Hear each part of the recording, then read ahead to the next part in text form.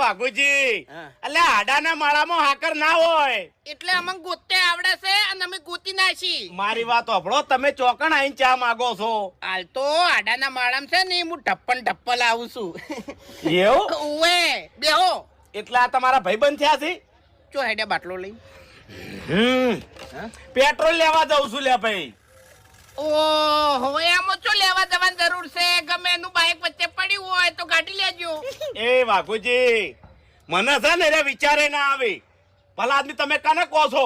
એટલે ભૂપતજી ઈ તો તમને વિચાર ના આવી. બાકી અમુક માણસો કેવા હોય આ દુનિયામાં ખબર છે? શકલ થી કેવા લાગે ખબર છે? કમ્પ્લેટ ભોળા હાવ. અને તમને લાગે નહીં કે આવા માણસો આવી ચોરી કરી તોય બોલો કમ્પ્લેટ બાઈક રસ્તામાં પડી હોય ને તો પેટ્રોલ કાઢેલી બોલો. અરે વાઘુજી, હોય છે ઘણા તો રેવા હોય છે, મોટા થઈને રાવણામાં બેહતા હોય છે, પણ વાસ્તવમાં અહીંયાની નિયત કેવી હોય ખબર છે? ચોરી કરવાની જ હોય. અરે રાવણામાં બેહતા હોય, ગામમાં નોમ હોય, હગવાલામાં નોમ હોય, અને જેટલી તો ઇજ્જત હોય તોય ચોરી કરી બોલો. જાણ આપણને ખબર પડે ને કે આ માણસે ચોરી કરી, તાણી તો તમે વિશ્વાસ ના કરો. વાત સાચી વાઘુજી, પણ ચોરી કરાય નહીં.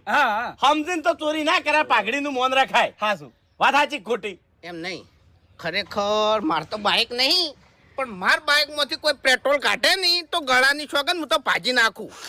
અરે વાઘુજી, મારી વાત આપણો, મારા બાઈક માંથી કોઈની તાકાત નહીં પેટ્રોલ કાઢી કે, પણ આ તો પેલા દિલાને મેં સર્વિસ કરવા આલ્યું તું ને, તારનું બાઈક એવરેજ હાલતું નહીં. કદાચ થઈને ગમે તે માણસ તમારા બાઈક માંથી ઈ બધું તમારે શું કરવા જાણવું છે? પણ કાઢે તો કદાચ થઈ કાઢે ને તો આટલાથી આના હાથ નોખા પડ્યા હોય. એ ઊંચું હોય. આ ભૂપતજી છે બેહો. તાણી વગડામાં હું બાઈક પડ્યું પણ કોઈની તાકાત નહીં કાઢી કે. વાત કરો છો તમે વાપર્યું નહીં? વાપર્યું? ચા લેતા હો હડો. ઓવે ચા લાવ.